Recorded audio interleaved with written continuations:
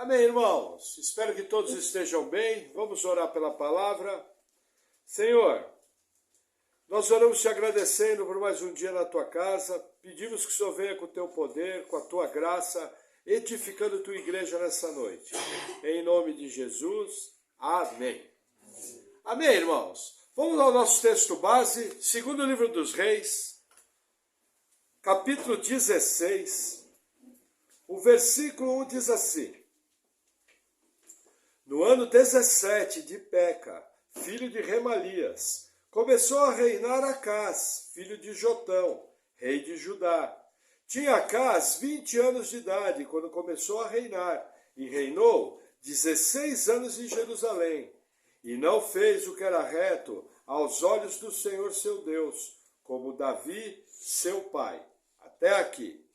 Veja, irmãos, agora nós vamos começar a estudar um dos reis mais perversos que já teve na história de Judá. Os pecados que esse rei cometeu, a Bíblia vai igualar eles aos piores pecados dos reis de Israel. Ele agiu com impiedade tal, porque ele imitava com avidez, inclusive as nações pagãs. E ele praticou tudo aquilo que os 5 primeiros livros de Moisés proibiam. Ele foi um rei que se perdeu no meio do caminho, começou mal, governou mal e terminou péssimo. Ele foi um rei que nas suas escolhas, ele só fez escolhas erradas. O curioso é o seguinte: seu pai foi um rei, e que a Bíblia não cita nada de errado que foi feito. O seu avô também foi um rei muito bom. Teve um problema, o avô dele, Uzias, teve um problema de querer queimar incenso no templo, mas mesmo assim Uzias queria adorar a Deus. Então, assim, são aquelas histórias que você fica meio sem explicação. Como que um filho tão ímpio foi descendente de um pai que temia tanto a Deus? Essas coisas, nós não temos uma explicação plausível, mas o que a Bíblia nos adverte é que pode acontecer. Entendeu? Por isso, da nossa responsabilidade como pais, de guiar nossos filhos, de conduzi-los à igreja, de ensinar o caminho, de procurar dar bom exemplo. Por quê? Porque nós não sabemos o que pode acontecer. Existe um versículo em Provérbios que diz o seguinte: ensina a criança no caminho, para quando for grande, ela vá bem e não se desvie dele. O que as pessoas fazem? Elas engessam esse versículo, como se ele fosse uma regra fixa. Só que na nossa experiência, nós vemos que não é uma regra fixa. Veja, uma série de pais ensinaram seus filhos no caminho, levaram seus filhos para a igreja, e esses filhos se desviaram. E por que ela não é uma regra fixa? Porque o livro de Provérbios é um livro de princípios. O que Provérbios está querendo dizer é que, em geral, a criança ensinada no caminho do Senhor vai permanecer. Entendeu? Provérbios é um livro de amostragens, é poesia hebraica. Isso é um incentivo para mim? Sim. Porque, veja, para um exemplo que se desviou, nós temos centenas que não se desviaram. Quantas e quantas famílias que gerações após gerações servem ao Senhor? A pergunta é: você vai ficar olhando para o rei que foi o rei bom, que teve um filho ruim, ou você vai ficar olhando para o rei ruim que teve um filho bom? Eu prefiro olhar para o rei ruim que teve um filho bom. Por quê? Porque aquilo me dá esperança e aquilo me dá alegria. Agora, existem coisas que eu não tenho explicação. Amém? Então vamos seguir a nossa narrativa. Versículo 3. Falando do rei Acás. Porque andou no caminho dos reis de Israel, e até seu filho fez passar pelo fogo, segundo as abominações dos gentios, que o Senhor lançara fora de diante dos filhos de Israel. Também sacrificou e queimou incenso nos altos e nos outeiros, como também debaixo de todo o arvoredo. Olha que interessante, sacrificou seu filho a Moloque. O livro de Reis fala de um filho. Crônicas vai falar de mais de um filho sacrificado. Ele não cometeu apenas um sacrifício humano. Ele queimou mais de um filho a Moloque.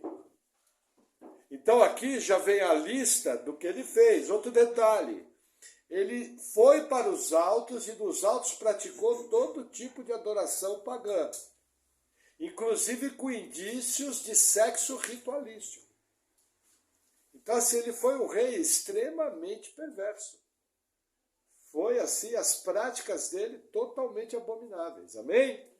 Vamos seguir versículo 5. Então subiu Rezim, rei da Síria, com Peca, filho de Remalias, rei de Israel, a Jerusalém, para pelejar, e cercaram a Acás, porém não o puderam vencer. Naquele mesmo tempo, Rezim, rei da Síria, restituiu Elate à Síria, e lançou fora de Elate os judeus, e os sírios vieram a Elate, e habitaram ali até o dia de hoje. Até aqui, olha que interessante. Houve uma grande campanha militar. Nessa campanha militar nós vimos 120 mil homens morreram de Judá, 200 mil homens foram levados cativos, mas Deus fez, através do ministério do profeta Oded, com que fossem devolvidos esses escravos, alimentados e cuidados. Agora, eles não conseguiram, tanto Rezim e Peca, que agiram juntos, não conseguiram tomar Judá. O livro do profeta Isaías, no capítulo 7, mostra a profecia de Isaías para Acás. Existe uma passagem ali, onde Isaías, juntamente com seu filho, vão em direção a Acás e avisam, não se assuste, porque eles não vão conseguir conquistar Judá. Porque muitas vezes na guerra acontece o seguinte, você perde uma batalha, mas você não perde a guerra. No conjunto das narrativas, você percebe que tiveram derrotas. Mas Rezim e Peca não conseguiram o seu intento final, que era tomar Judá e fazer de Judá escravo. Olha que interessante. Acás não só tinha um pai que temia Deus. Acás tinha, na época, talvez o melhor pastor que ele podia ter, que era o profeta Isaías. Mostrando que quando a pessoa quer desobedecer a Deus, pode ser qualquer pessoa, por mais capacitada, por mais ungida, por mais dirigida por Deus que fale, a pessoa não vai obedecer. A pessoa insiste nos seus caminhos. Já pensou você ser ministrado pelo próprio profeta Isaías? Um dos maiores nomes do Antigo Testamento. Mesmo assim, não adiantou. Acás continuou na sua desobediência. Agora veja, Deus, na sua misericórdia, por amor a Davi, não deixou Judá ser tomada. Mas eles perderam o principal porto de exportação, que era o porto de Elate, que o avô de Acás tinha tomado. Elate é o porto de Ezion-Geber. O próprio rei Salomão usou esse porto. Estava de cara para o Mediterrâneo. Todo o comércio que via daquela região, que tinha que sair por porto, era por ali. O primeiro ato de Uzias foi tomar a cidade de Elate. E aí já veio a primeira consequência. Acás desobedeceu, beleza, vou mexer no bolso. Porque veja, além de uma derrota militar, o prejuízo financeiro aqui, porque entenda como funciona um porto. Eu não só ganho do meu comércio, mas eu ganho do comércio das nações vizinhas. Porque todo mundo que vai embarcar num porto, todo mundo que vai receber mercadoria, tem que pagar tributos. Então, o primeiro lugar que ele sentiu foi no bolso, recurso militar. Entendeu? Segundo lugar, as derrotas na guerra. A humilhação de ter 200 mil homens levados cativos e só pela misericórdia de Deus voltaram. Nós vimos isso na última palavra. Só porque Deus levantou um profeta, eles voltaram, senão ia virar todo mundo escravo. Por que Deus levantou o profeta Oded? Para cumprir a palavra do profeta Isaías. Vocês não vão ser derrotados. Deus agindo através do ministério profético, dos seus ungidos. Amém? Vamos seguir, versículo 7.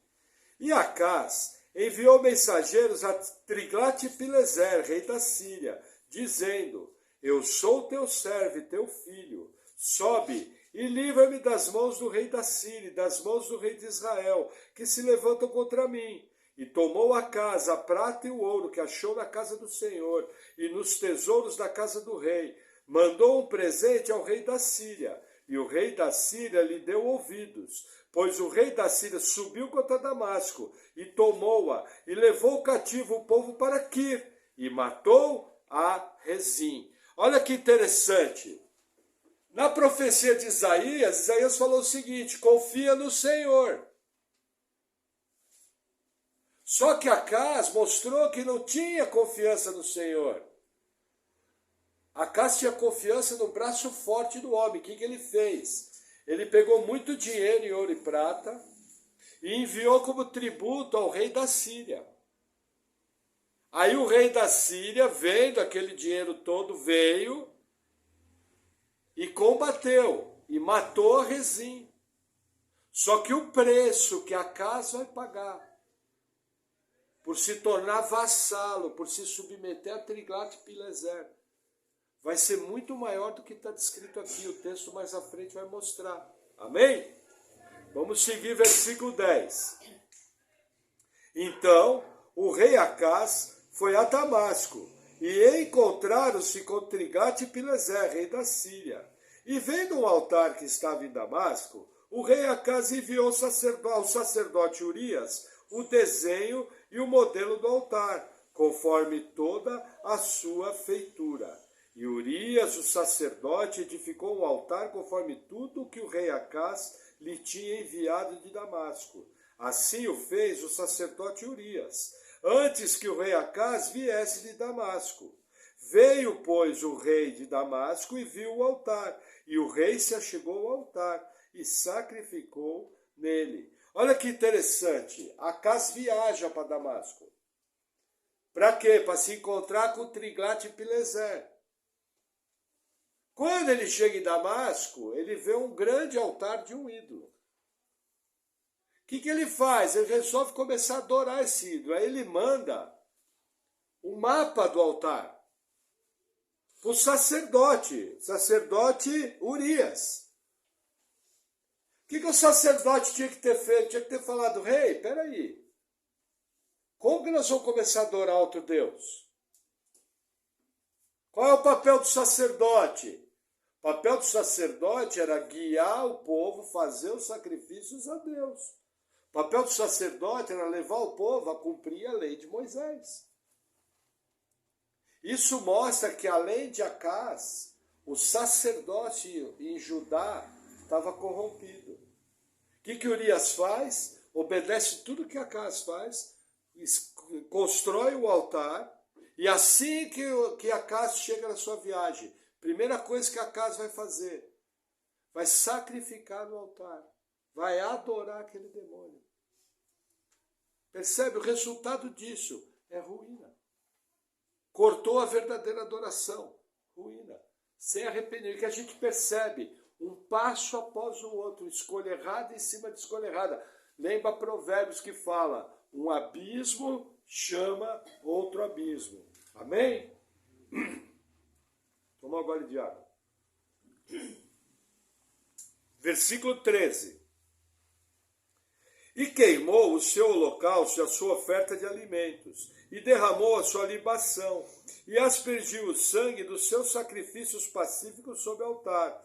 Porém, o altar de cobre que estava perante o Senhor, ele tirou de diante da casa, de entre o seu altar e a casa do Senhor, e pô-lo ao lado do altar, do lado do norte. E o rei Acaz ordenou a Urias, o sacerdote, dizendo: queima no grande altar o holocausto da manhã, como também a oferta de alimentos da noite, o holocausto do rei e a sua oferta de alimentos, e o holocausto de todo o povo da terra e a sua oferta de alimentos, as suas ofertas de bebidas, e todo o sangue dos holocaustos, e todo o sangue dos sacrifícios aspergirás nele. Porém, o altar de cobre será para mim, para nele inquirir. E fez Urias, o sacerdote, conforme tudo que o rei Acaz lhe ordenara. Até aqui. Olha que interessante. Todos os sacrifícios que era para fazer no templo, Acaz dá uma ordem sobre a Bíblia, contrário à Bíblia, e manda realizar todos os sacrifícios que eram para ser feitos a Deus no altar idólatra. O que o sacerdote fez? Concordou. Tudo dominado, tudo estragado. E olha que interessante, tem mais um pecado no versículo 15. Havia um altar de cobre no templo. Esse cobre era um cobre polido. Havia uma prática pagã de adivinhação. Naquela região era muito comum. O que Acaz fez? Acaz retirou aquele altar para praticar adivinhações em cima de um utensílio do templo. Percebe? Sem temor nenhum. Só afundando, só indo ladeira abaixo. Por isso que ele é o rei das escolhas erradas. Em nenhum momento você vê ele recuar. Ao contrário, a cada passo ele afunda mais ainda, a cada passo ele afunda mais ainda. Isso explica porque que ele morreu tão jovem. Porque ele morreu com 30 e poucos anos, ele assumiu o reinado com 20, reinou 16. Mas sempre tem que descontar um períodozinho que quando ele é corregente com seu pai. Então esse rei aqui viveu 32, 33 anos aproximadamente. Aí você fala, nossa, morreu tão novo, mas olha o que ele fez. Olha como ele afundou, vez após vez. Imagina a ousadia, praticar adivinhação em cima de um utensílio do templo. E a narrativa continua, versículo 17. E o rei Acaz cortou as cintas das bases, e de cima delas tomou a pia, e tirou o mar de sobre os bois de cobre que estavam debaixo dele, e pô-los sobre um pavimento de pedra. Também a coberta que, para o sábado, edificaram na casa, e a entrada real externa, retirou da casa do Senhor, por causa do rei da Síria.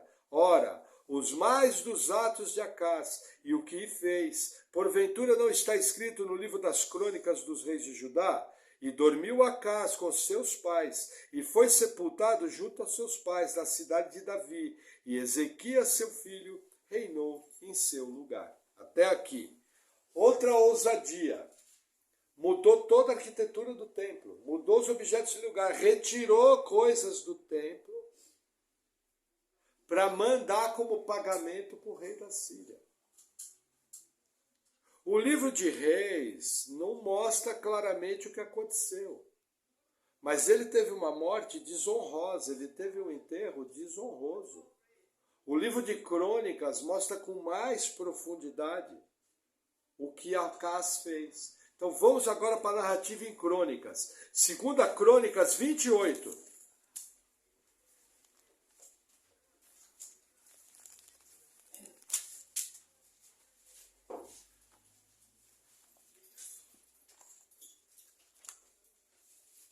Passei um pouquinho. 2 Crônicas 28, versículo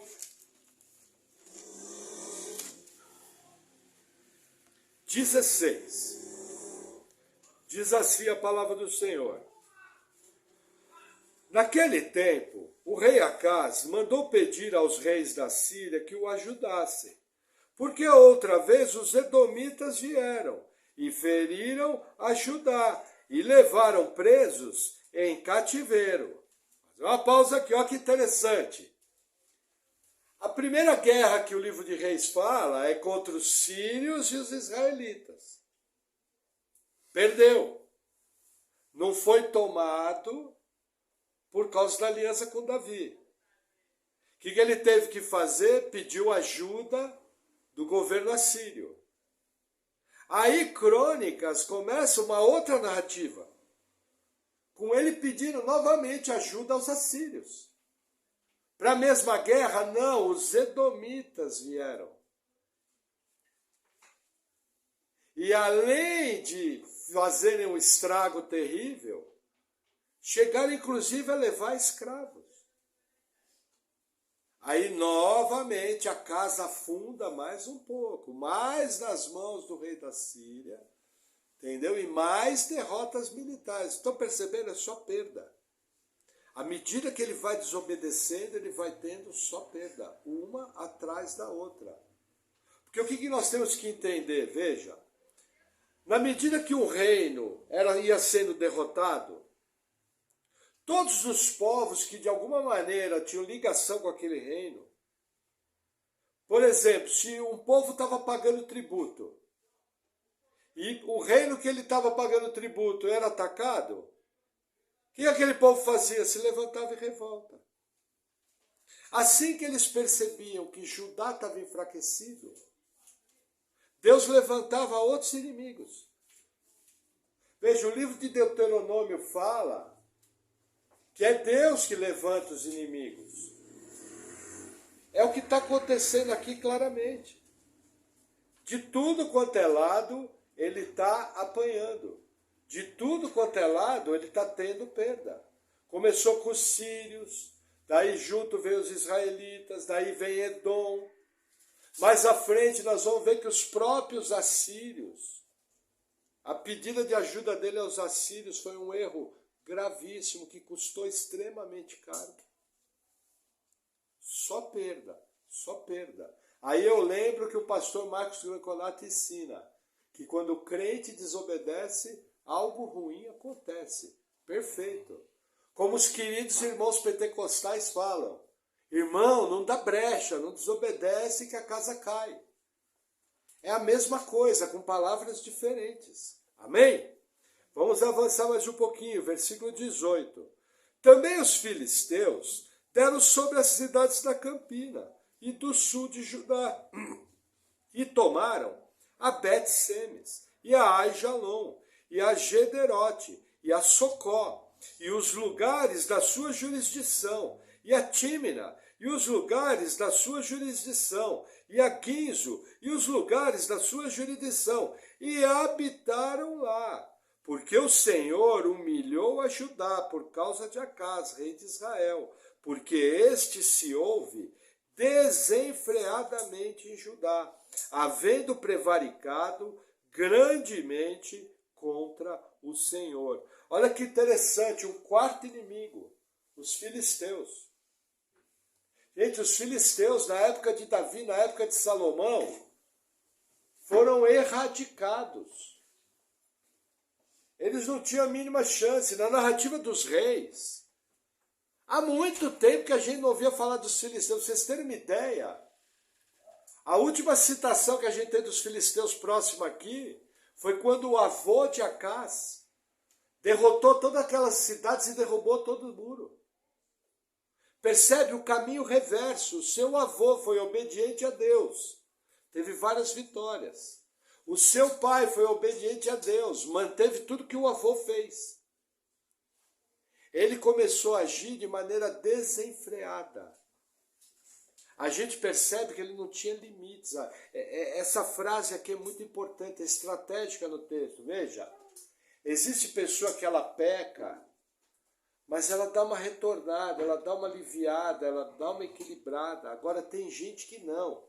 É pecado em cima de pecado. É coisa errada em cima de coisa errada. A pessoa não para, a pessoa não tem freio. De maneira nenhuma ela reverte, de maneira nenhuma ela muda a sua mente, de maneira nenhuma ela muda a sua atitude. O que Deus fez? Levantou os filisteus. Olha que interessante. No caso dos filisteus, eles não só vieram e ganharam a guerra. Eles vieram, ganharam a guerra e habitaram na cidade. Eles tomaram a cidade. Entendeu? Erradicou o poder de Judá daquela região com raiz e tudo. Por quê? Porque a casa agindo de maneira desenfreada. Irmão, percebeu que errou? Reverte. Para. Lembra que eu falei na última palavra que as derrotas são um aviso? Quando você tem um revés, quando acontece algum problema, é muito importante você parar para meditar, Senhor, isso que está acontecendo, fui eu que provoquei? Senhor, isso é uma disciplina minha. Senhor, isso é uma atuação maligna. Satanás tentando, andando em derredor, buscando alguém para devorar. É muito importante você entender. É muito importante você se posicionar em cada uma das situações. Mas veja, tem gente que não põe freio. As coisas vão acontecendo, pastor, parece que está tudo bem. A vida começa a ser minada por todos os lados, ela começa a ter prejuízo em todas as coisas. Tudo começa a dar errado. E a pessoa não recua, a pessoa não reverte. Por quê? Porque provavelmente está agindo de maneira desenfreada. Amém? Vamos avançar mais um pouquinho. Versículo 20, olha que interessante. E veio a ele Tiglat-Pileser, rei da Síria. Porém o pôs em aperto e não o fortaleceu, porque Acás tomou despojos da casa do Senhor e da casa do rei e dos príncipes e os deu ao rei da Síria. Porém, não o ajudou. Olha que interessante. Lembra que ele tirou um monte de coisa do templo, o rei narrou? Crônicas explica melhor o que aconteceu. No livro de Reis fala, ele tirou aquelas coisas para dar aos assírios. Aí você fica meio sem entender. Só que o cronista dá maiores detalhes. E aí ele explica, num determinado momento, Tiglat-Pileser apertou Acás. Mais ou menos é assim. Acás mandou um bom dinheiro. Tiglat-Pileser recebeu. Aí ele veio numa campanha militar contra a Síria, venceu. Continuou essa campanha militar contra o norte de Israel, também venceu, tomou a Galiléia, tomou aquela região. Só que ele não se contentou. E aí Judá teve que aumentar o tributo. E em vez de Tiglat-Pileser fortalecer a casa, por exemplo, Tiglat-Pileser podia mandar tropas, podia aumentar o poderio militar, poderia fazer um monte de coisa. Por exemplo, é comum entre os países se ajudarem. O Brasil, em 2019, recebeu de presente um monte de blindados do governo americano para fortalecer as nossas reservas. Não teríamos dinheiro para comprar aquilo. O governo americano veio e presenteou. Ah, tem interesse, mas não é o caso aqui na palavra. Quando o país ajuda um outro, ele ajuda para valer. Aqui no caso, não. O próprio Tiglat-Pileser aproveitou a fraqueza de Acás para tirar mais ainda, mais perda. Imagina aquele que você... Gente, ele gastou uma grana preta. E aí o camarada fala, eu quero mais. É o que está acontecendo aqui. Por quê? Agiu de maneira desenfreada. Não colocou freio. Amém? Vamos avançar mais um pouquinho. Versículo 22. E ao tempo em que este o apertou, então ainda mais transgrediu contra o Senhor. Tal era o rei Acás, porque sacrificou aos deuses de Damasco, que o feriram, e disse, visto que os deuses dos reis da Síria os ajudaram, eu lhes sacrificarei, para que me ajudem a mim. Porém eles foram a sua ruína e de todo o Israel. Olha que interessante. O homem entregue a ele mesmo, sem a graça de Deus. A natureza pecaminosa aflora e a pessoa só afunda. Na pior das crises, o que se esperava, buscar a Deus. Por exemplo, vou dar um exemplo de Davi, o homem segundo o coração de Deus. Pecou no caso de Batseba, a criança nasceu, ficou doente. O que Davi fez? Entrou em jejum e oração, buscando a Deus. Percebe a diferença? Outros reis buscaram a Deus. A Bíblia frisa bem, gente, esse Acaz só fez coisa errada. Prestem atenção como ele era. No pior dos apertos, aí adorou os ídolos da Síria. Provavelmente aquele altar que foi construído por Urias. Provavelmente é a mesma narrativa. Só que o aspecto que Crônicas está querendo dar é o seguinte, Acaz sofreu porque foi idólatra. Acaz sofreu porque se afastou de Deus. Acaz sofreu porque fez o que não devia. E nunca se arrependeu. Em nenhum momento passou pela cabeça dele. Vou falar uma coisa para vocês. Na minha vida eu já conheci algumas pessoas parecidas. Talvez não tanto quanto Acaz. Mas eu já vi pessoas que em determinadas áreas não recuam, não voltam atrás. Que Deus tenha misericórdia dessas vidas, porque a consequência um dia vai vir. Às vezes são parentes, às vezes são amigos, às vezes são irmãos da igreja, que numa determinada área entram num caminho sem volta. Pode ver, a consequência vem. Nós conhecemos casos de irmãos que Deus já recolheu, porque a pessoa não parou.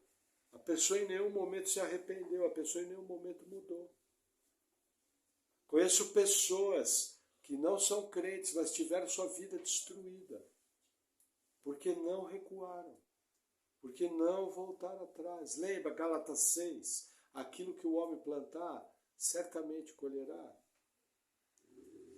Nós estamos vendo isso de maneira prática. Acaz não recuou. Irmãos, pior coisa que tem é insistir no pecado. Pecado repetitivo. Isso é dureza de coração. Se a Bíblia fala para você não fazer aquilo, você faz. É um pecado grave. Se você faz aquilo de maneira aberta, é mais grave ainda. Se você faz aquilo de maneira desenfreada, sem temor, coisas ruins vão acontecer. Você vai estar atraindo a mão pesada de Deus sobre você. Cuidado. Pare enquanto é tempo. Pare enquanto é tempo. Muitas vezes nós temos o nosso pecadinho de estimação e nós não queremos parar. E aí começa a acontecer coisa ruim à minha volta, e aí eu fico perguntando por quê. Mas está na cara, qualquer pessoa que vê sabe. E você disciplinado, hora após hora, não muda, não se arrepende, não para e continua. Vai parar onde? No caso, nós somos cristãos, na sepultura. Aí todo mundo vai falar que o irmão era bom, que a irmã era boa e que todo mundo era legal. Vai precisar chegar até o ponto da sepultura. Percebe o que eu estou falando? Nós temos pecadinhos de estimação que a gente precisa romper. Esse camarada aqui estava desenfreado, mas veja, quantas coisas Deus tem nos falado para parar de fazer que nós não estamos parando? Quantas coisas Deus tem me falado para fazer que eu não tenho feito? Até quando? Até quando? Amém? Vamos avançar mais um pouquinho. Versículo 24. E ajuntou Acaz os utensílios da casa de Deus, e fez em pedaços os utensílios da casa de Deus, e fechou as portas da casa do Senhor, e fez para si altares em todos os cantos de Jerusalém. Também em cada cidade de Judá fez altos para queimar incenso a outros deuses. Assim provocou a ira do Senhor Deus de seus pais. Até aqui. Olha que interessante, a narrativa se cruza com reis. Lembra aquele desmonte da casa de Deus? Só que aqui a narrativa agrava o caso. Acaz teve a ousadia de fechar o templo. Simplesmente parou com o culto a Deus.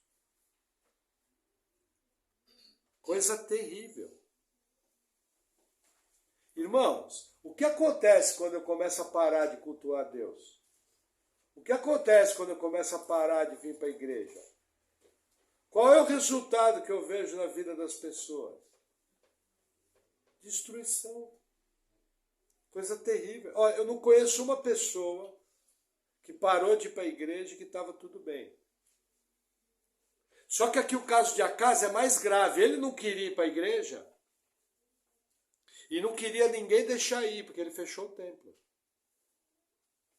Lógico, eu não estou dizendo de maneira nenhuma que o culto no templo é igual à igreja. Eu estou usando o exemplo. Igreja é igreja, é uma forma de culto no Novo Testamento. Israel antiga é outra forma. Mas eu estou pegando o exemplo. E aquelas pessoas que evitam com que o outro cultue a Deus? Aí você pode falar para mim, falar, pastor, que Deus me livre e guarde. Eu imagino que aqui ninguém quer evitar que o outro adore a Deus, amém? Ninguém quer. Todo mundo aqui é sério com Deus, não é? E quando você deixa de trazer seu filho para a igreja, você está fazendo o quê? Ele pode pegar seu carro e vir? Ou ele pode chamar um Uber e vir? Percebe como tem formas de fazer coisas erradas, que eu apenas mudo o nome, aí não pude ir para a igreja. Nossa, a vida está corrida. Rapaz, está difícil, 500 coisas para fazer. Percebe a seriedade de um pai que não traz o filho para a igreja? Ele não está cultuando, como ele está fazendo com que o filho, que teoricamente é incapaz de vir sozinho para a igreja, não venha. Pecado sobre pecado.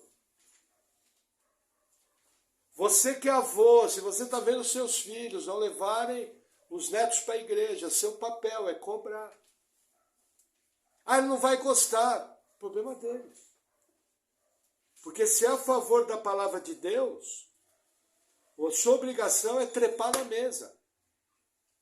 Olha, vai falar com respeito. Fala, olha, vocês precisam levar essa criança para a igreja. Vocês foram educados na igreja, lembra? É importante. Tem que servir a Deus. Percebe? Você não vai ficar se intrometendo na vida de filho. Mas nós estamos falando de Deus, é diferente.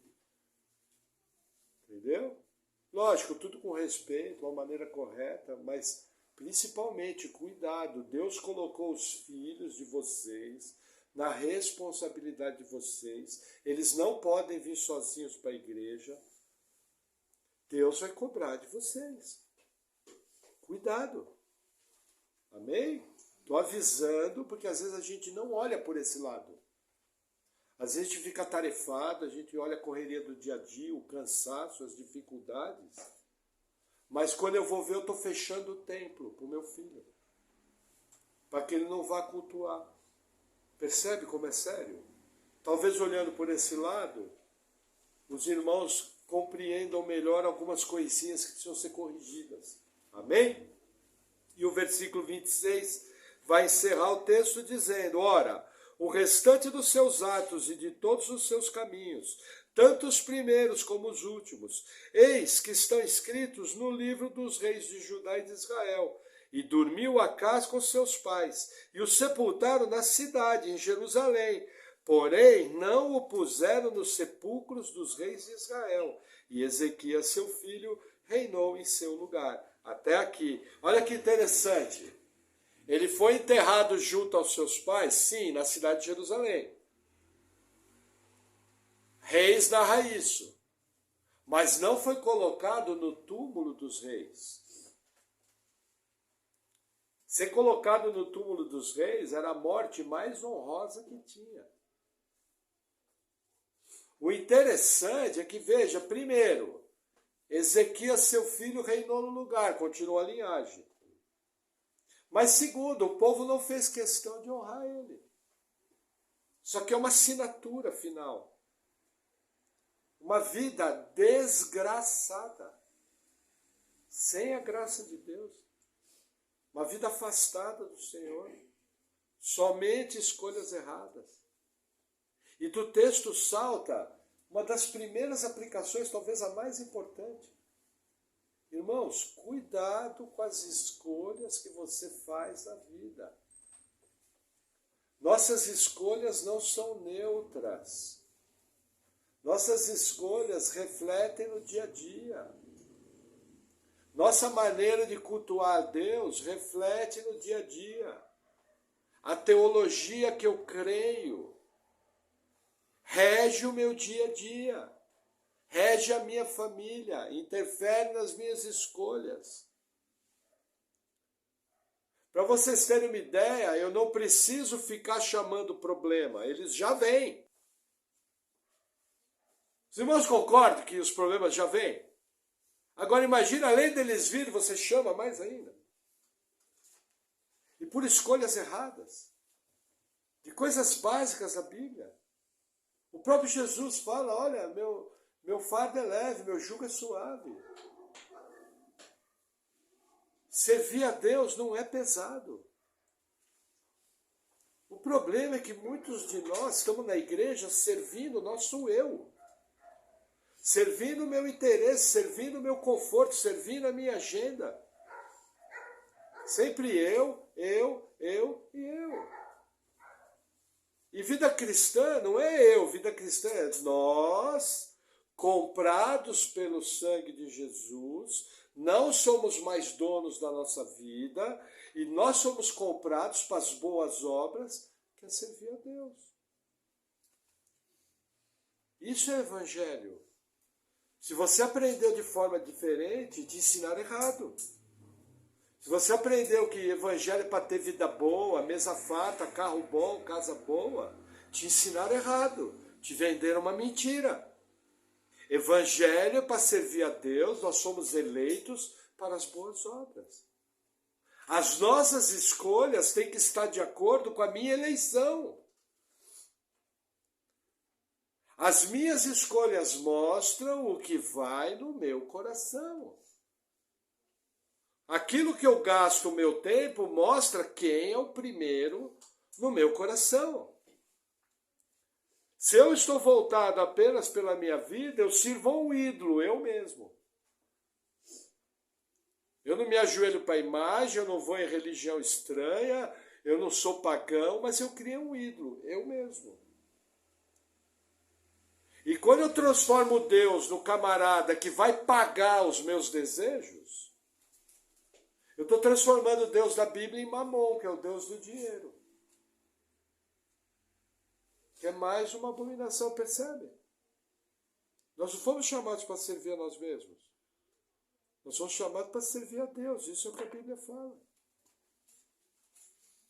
Ô pastor, palavra dura, é melhor ver uma palavra dura ir para o céu do que viver um falso evangelho, ser um falso crente, nunca nascer de novo e ir para o inferno. Essa é a realidade. Amém? Gente, guarde esse ensinamento, escolhas erradas. Meia hora antes do culto, você tem a escolha, vou para o culto ou não vou? Qual é a escolha certa? Ir para o culto. Por que eu não vou? Arrumo 4.000 motivos para não ir. Escolha errada. Tudo é desculpa para não servir a Deus, tudo é desculpa para não ler a Bíblia, tudo é desculpa para não orar. Tudo é pesado, tudo eu não tenho tempo. Será que eu não preciso parar e rever minha agenda? Será que eu não preciso sentar com o meu cônjuge, orar e falar, olha, nós estamos longe, entendi na palavra hoje que nós estamos longe. Vamos converter isso e mudar isso? Para que nós experimentemos dias melhores e servimos a Deus com consciência limpa, com consciência tranquila. Ou vai dizer que quando você falha com Deus, você não fica incomodado. Eu fico. Nossa, pastor, você falha com Deus? Opa, sou pecador. Se não for a graça de Deus na minha vida, eu só erro. Fico pior que a casa. Entendeu? Eu fico disputando com ele. Percebe? Cuidado com as escolhas. Que mais que eu marquei aqui? Gente, cuidado em insistir caminho errado. Tá vendo que tá dando errado, tá vendo que a coisa... Por exemplo, emprego. Insiste, insiste, insiste, insiste numa área, só dá errado, só dá errado, só dá errado, só dá errado. Pô, não para orar, não busca uma outra opção, não quer mudar. Por exemplo, casamento. O marido está tratando a mulher de uma maneira que o casamento está afundando. A mulher está tratando o marido de uma maneira que o casamento está afundando. Insiste, insiste, insiste, até onde? Vai querer se separar? Não existe separação por incompatibilidade de gênios. Percebe? Relacionamento na igreja. Puxa, Senhor, não tenho feito nada para o Senhor. Por quê? Porque não tenho tempo. Insiste, gente, para de insistir em coisa errada. Existem algumas palavras que são clássicas. Alguns pastores falam, você precisa entregar o seu Isaac no altar. Sabe? É aquela prática de estimação. Não está dando certo, rompe com aquilo. Joga fora. Na verdade, a regra deveria ser o seguinte: tudo aquilo que me afasta de Deus, eu tenho que tirar da minha vida. Tudo aquilo que me aproxima de Deus, eu tenho que melhorar na minha vida. Simples assim. Nossa, o pastor é um gênio. Percebe a simplicidade? Está afastando de Deus? Tira. Está aproximando de Deus? Aumenta. Tá bom. Simples assim. Amém? Que mais? Muitos líderes hoje estão criando culto a homens. E nós aprendemos esse culto a homem. E o que é pior, muitas vezes o homem que está sendo adorado sou eu mesmo. Repetindo o que eu já falei atrás. Todas as vezes que você entra numa igreja buscando conforto, buscando dinheiro, buscando recurso financeiro, você não está fazendo o culto bíblico. Você transformou Deus numa bolsa de valores. Você transformou Deus num supermercado. Você está interessado no braço abençoador de Deus. Sendo que nós temos que estar focados no coração e na mente de Deus. Cuidado, o culto ao eu vai destruir sua vida. E vou te falar mais. Vão se passar 10 anos e vão se passar 20 anos. E a colheita vai chegar. E você vai em um determinado momento estar sentado e a colheita vai estar no seu colo. Só que aí não tem mais como voltar, a colheita chegou. Existem algumas plantações que eu só percebo o resultado dela daqui a 10, 20 anos. E aí não tem mais como voltar. Já arrebentei tudo, já destruí tudo. Aquele tempo foi embora, o vigor dos anos foi embora. A disposição da juventude foi embora. E aí sabe o que você vai virar? Provavelmente uma pessoa amargurada, mal resolvida com você mesmo, frustrada porque não buscou o propósito de Deus. E vai ficar se perguntando, por que eu não agi diferente? Por que eu não respondi quando o Espírito Santo atuou na minha vida e me mostrou que aquilo estava errado? Algumas coisas são terríveis. Amém? Vamos orar?